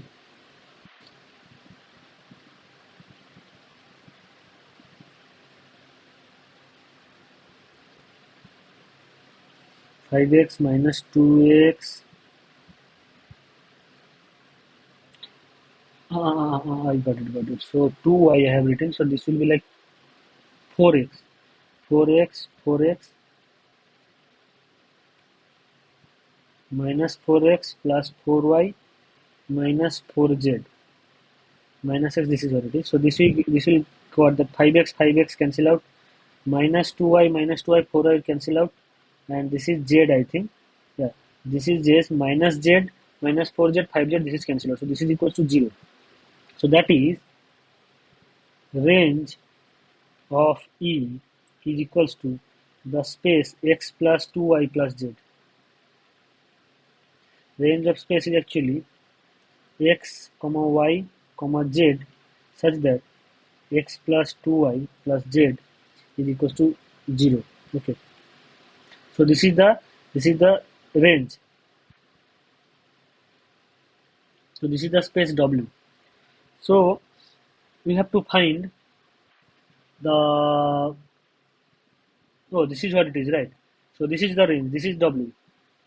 Orthogonal position is actually going to the W. So that's why this is the W. Okay. So x plus 2y plus z. Okay. This is the first option. First option is the correct option. So I hope it is clear. Now this is very simple actually. Whenever you have an orthogonal projections E from the vector space V to a subspace W, I don't know what W subspace is that. If is orthogonal position, then range of E, that will be E W, and range of E actually satisfying this relation. Okay, so that's why this is the range space. Actually, this is here is the fact one can say that if E from V to W be the orthogonal projection,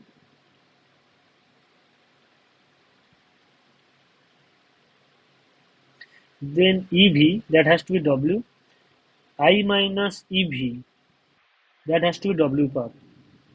That is same fact with saying that I minus E is actually orthogonal projection.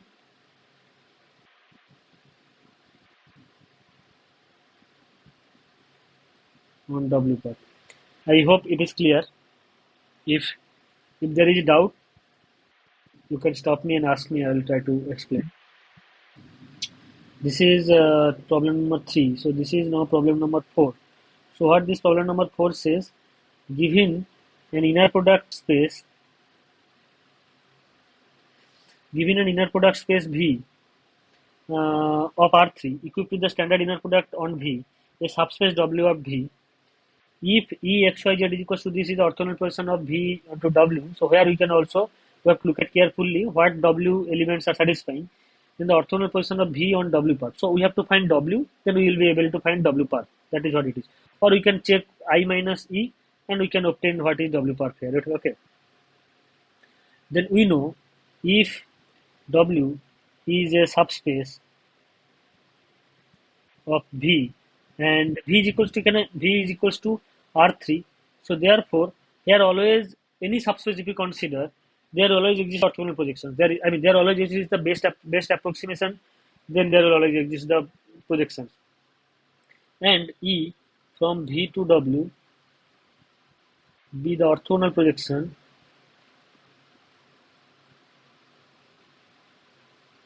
Then I minus E is the orthogonal projection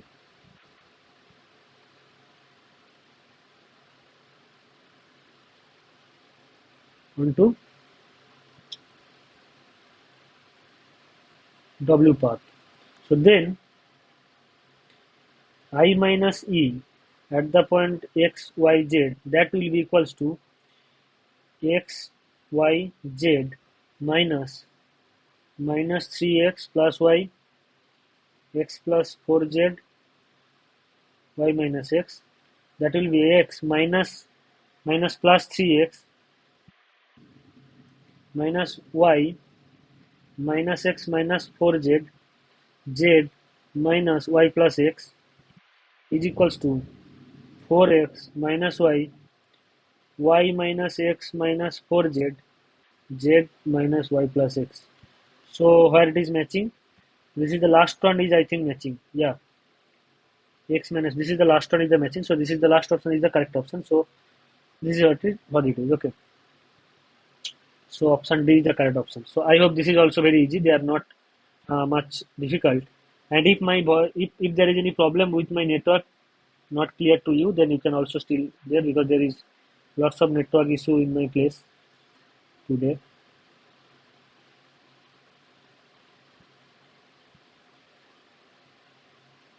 So here is an interesting problem. This problem is actually um, this inner product is actually mean something interesting. Okay, let me see. So what it says, let's consider the inner product space of all polynomial functions over R equipped with the inner product this. So here it is, inner product is given by fg is equals to 0 to 1 f of x g of x dx. Let beta equals to x3 be an element in it. Here polynomial of all polynomial functions over R. It is considered P V is the inner product space, and let's V is the space of all polynomials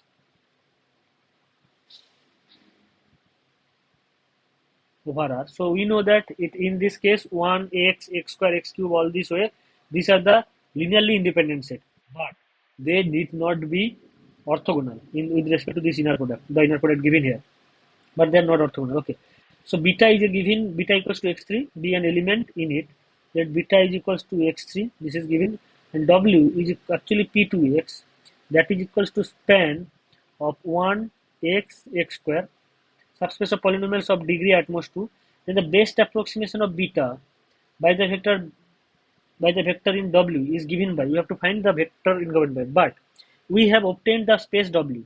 Okay, but we need to find the we need to find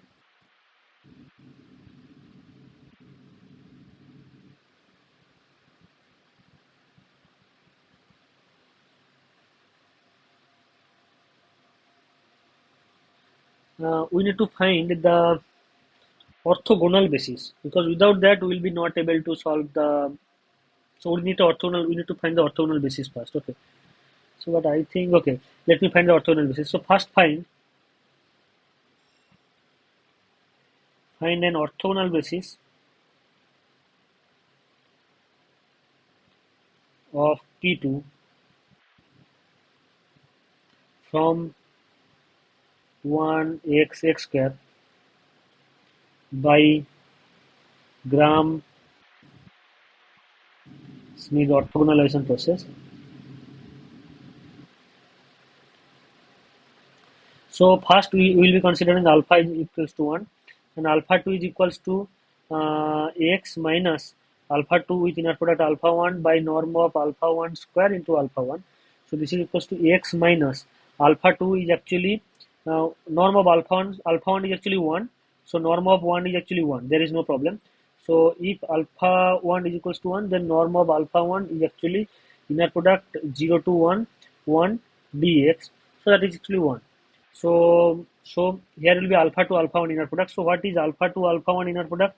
Alpha 2 is actually x and alpha 1 is actually 1. So 0 to 1, that is x square by 2, that is equals to, that is x square by 2, 0 to 1, that is equals to 1 by 2. So this is actually 1 by 2 into alpha 1 is actually x. So this is actually alpha 1 actually 1. Okay, so this is what it is, the alpha 2. Now what is alpha 3? Alpha 3 is actually alpha 3 is actually x square minus x square inner product with the first x2 by norm of x minus square into x minus half, this is the first vector, minus inner product with 1 by norm of 1, which is actually 1 we know, and 1. So we need to find this and this first. So norm of x minus half we have to find, that is x minus half square integration 0 to 1 dx. This is going to be like x square minus 2 times x into 1 by 2, that is x plus 1 by 4, and this is integration 0 to 1 dx, that is going to be like x to the power 4, sorry, x cube by 3 minus x square by 2 plus 1 by 4x, this is over 0 to 1, this will be like equals to 1 by 3 minus 1 by 2 plus 1, so this is going to be like 3 to 6, 2 minus 2 3, plus 6, that is equals to 8 minus 3, that is 5 by 6. I hope I'm correct. Yeah, this is 5 by 6. And this is the first thing. Another thing is that, so norm of x square, we got to obtain this, and inner product x square x minus 1 by 2, that is equals to 0 to 1 x cube minus x square by 2 whole dx, that is equals to x to the power 4 by 4 minus x to the power cube by 6, 0 to 1, that is equals to 1 by 4 minus 1 by 6, that is equals to, I think this is 12, 3 minus 60, that is 1 by 12. So what we obtained, that alpha 1 is equals to 1, alpha 2 is equals to half. So alpha 3 is equals to, basically alpha 3 is equals to x square minus, this is x square inner product, this is actually 1 by half, 1 by 12 into 1 by norm of x half square, that is equals to 1 by 5 by 6 into x minus half minus inner product with x square 1. Okay, that is also you have to obtain. Inner product with x square 1, that is equals to 0 to 1 x square dx, that is equals to x cube by 3, 1 to 0 to 1, that is equals to 1 by 3, that is equals to 1 by 3 first into 1. I hope I am doing correctly here. It is okay. Let me, I have something, x square minus 1 by borrow 6, 1 by 12, 6 by 5, so 6 2, and this is 5 6, 1 by 30. 12 into 6 by 5, 6 2, this is equals to, sorry, this is 10, 1 by 10, 6 to 10, 10 x minus half minus 3, that equals to x square minus x by 10 plus 1 by 20 minus 1 by 3, that is equals to x square minus x by 10 plus 60.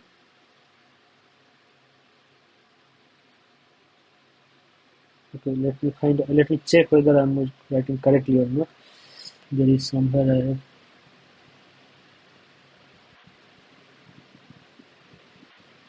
So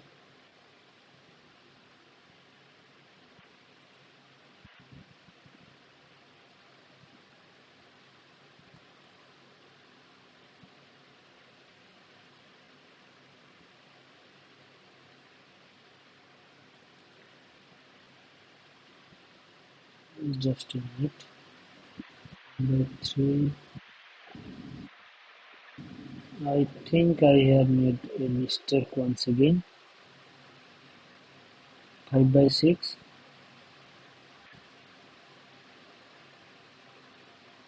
alpha 3 is equals to this. This is 1 by 5 by 6.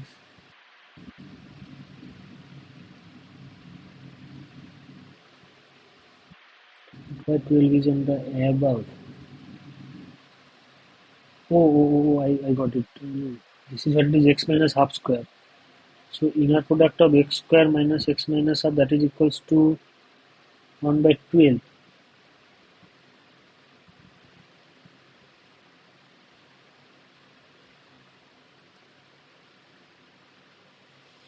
Alpha 1 is 1, that's okay. Alpha 2 is actually x minus half, that's okay. And the norm of alpha 2 square, this is equals to norm of alpha 2 square, that is equals to, we get x minus half square.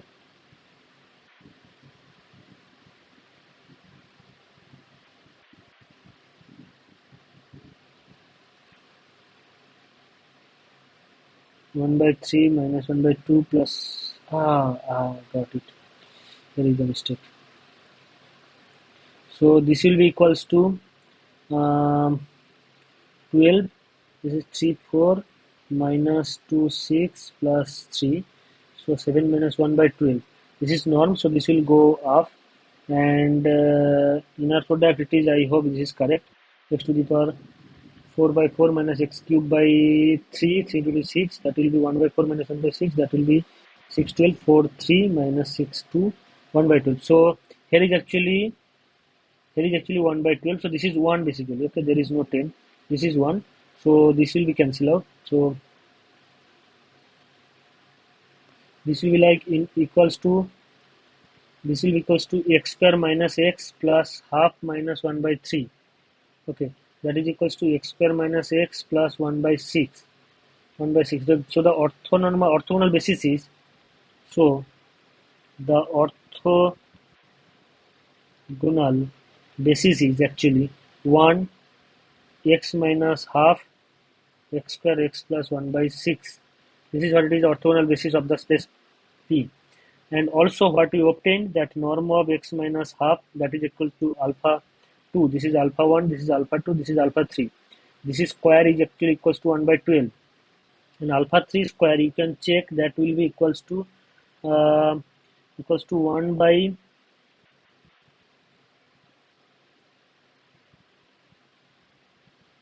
alpha 3, norm alpha 3 will be 1 by 6 square root of 5. This is, you need to check, this is correct.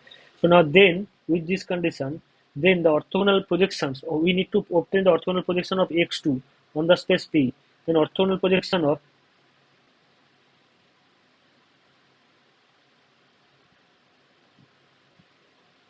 x2 on P2x is inner product of x2 with 1, that is alpha 1, by 1 square with 1 minus plus inner product of x2 with x minus half by norm of x minus half square into x minus half, plus inner product of x square minus inner product of x square into the other one is that x square minus x plus 1 by 6 by norm of x square minus x plus 1 by 6 square, which is actually 1 by 6, and this is what it is, x square plus 1 by 6. Yeah, this is correct. So now inner product with x square, what it will be, this one will be 1 inner product of x square with 1 is equals to 0 to 1 x square dx, that is equals to 1 by 3. This is the first vector. Inner product with x square into x minus half, if you do the inner product, this is 0 to 1 dx, this is equals to x cube minus x square by 2, 0 to 1 dx, this is equals to x to the power 4 by 4 minus x cube by 6, this is actually going to be 1 by 3, I think. 0 to 1, so this will be like 1 by 4 minus 1 by 6, that is equals to 12, 4, 3 minus, so 1 by 12. So this is actually 1 by 12 by, we know that norm of x square is equals to also 1 by 12. This is equals to 1 by 12 into x minus half. This is what it is. And this will be like inner product of this. You can check, these are the things, like here it is the inner product of x square with x square minus x plus 1 by 6. Okay, this is equals to 0 to 1 x to the power 4 minus x cube plus x square by 6 dx. This is equals to, will be like x to the power 5 by 5 minus x to the power 4 by 4 plus x cube by 18, 0 to 1. That will be like 1 by 5 minus 1 by 4 plus 1 by 18. That will be like, okay, how this will be? This is absurd.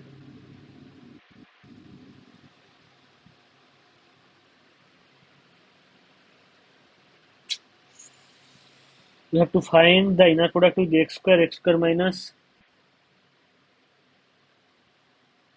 x square with the inner product with x square minus x plus 6, 1 by 6, 1 by 6, yeah, this is correct, 1 by 6, that will be like x to the power 4 minus x cube plus x square. Okay, still let's check it is, but it will be like 5, 9. Okay, so okay, let me check it, calculate it, what it will be.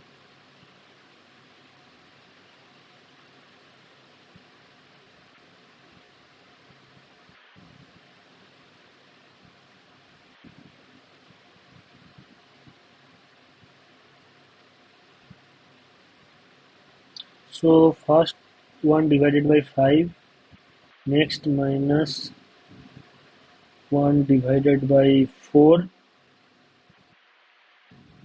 next is plus 1 divided by 18.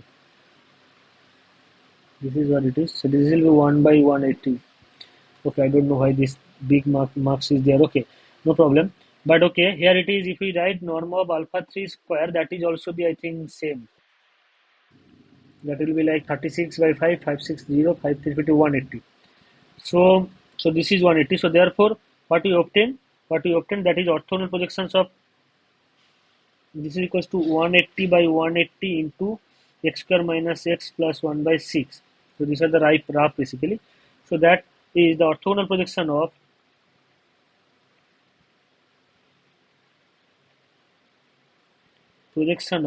x square onto P2 onto or on P2x, that is equals to what it is coming. This is 1 by 3. This is the second vector. Third vector is x square minus x plus 1 by 6, that is equals to 2x square minus x plus 1 by 3 minus 1 by 2 plus 1 by 6. This will be 6, 3, 2 minus 3 plus 1. So this will be 0. So this is equals to 2x square minus x. This is what it is. So which option this is then?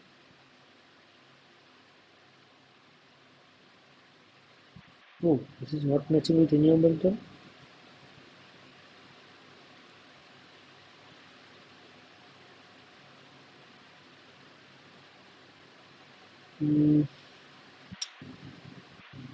Orthogonal basis is correct. So x square into 1, that is x cube by 3, that is 1 by 3. Okay. Next is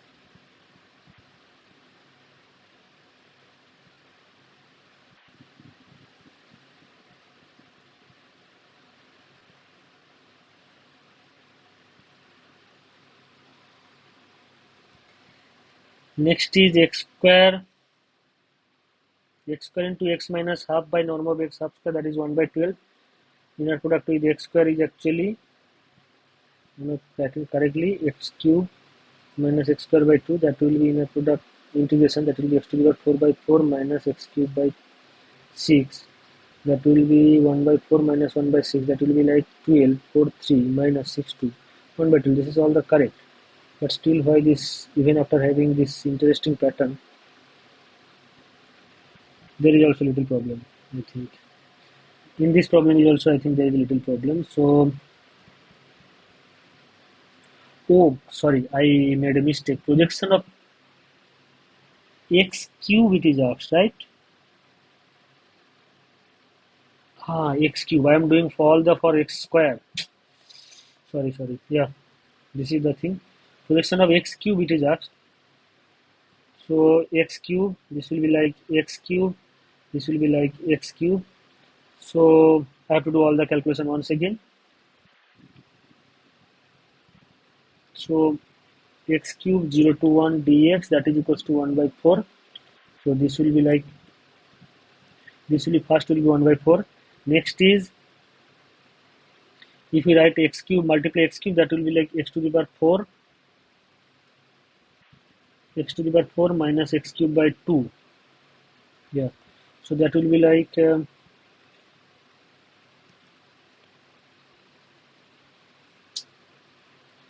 this is equals to x to the power 5 by 5 minus x to the power 4 by 8 over 0 1. This is equals to 1 by 5 minus 1 by 8, that is 40, 3 by 40, 8 minus, I hope this is correct now, x to the power 4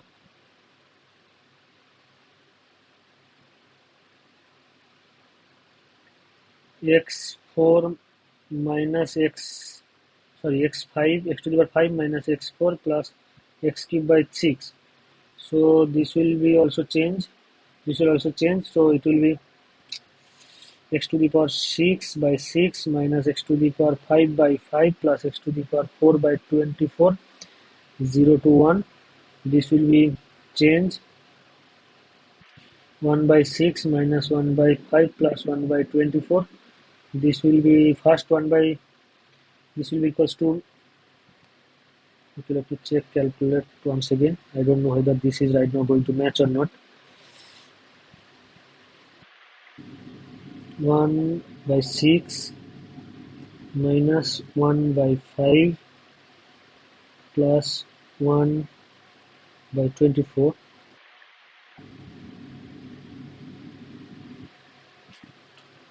So this is 24 into 5, that will be 120, right?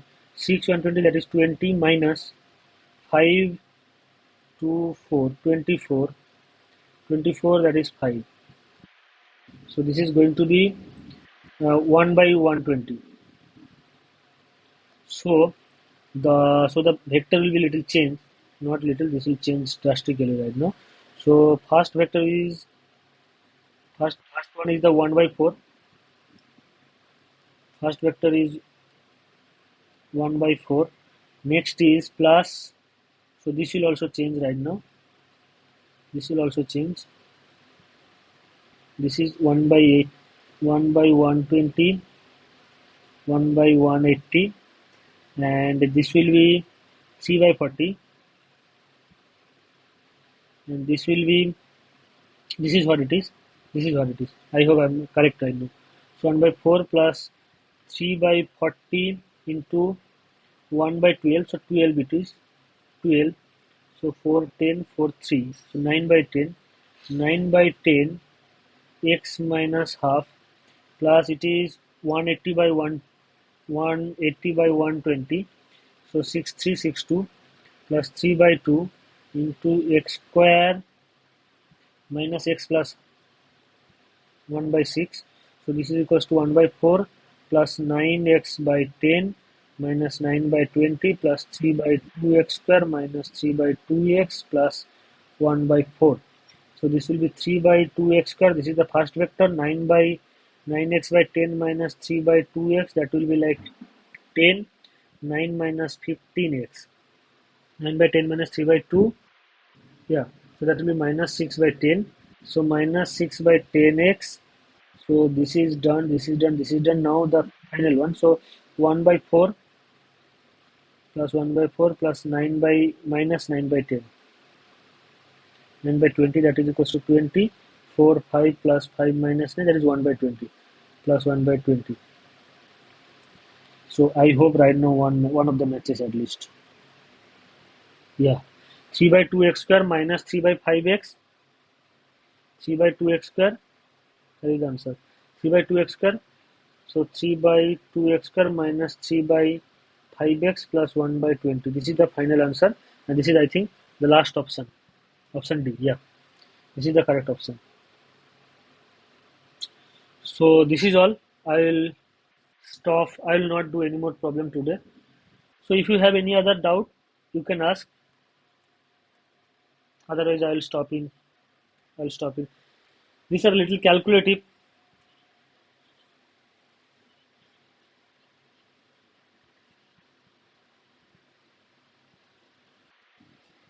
Frankly speaking, that I don't know properly. There must be some instruction, right? Is there any instruction about that?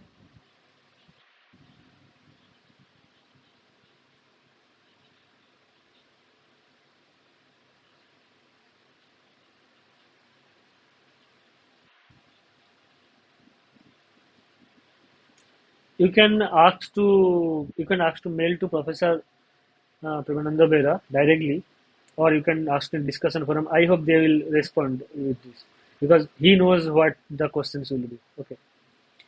Okay, so we'll meet in the next Saturday. Is from 6 to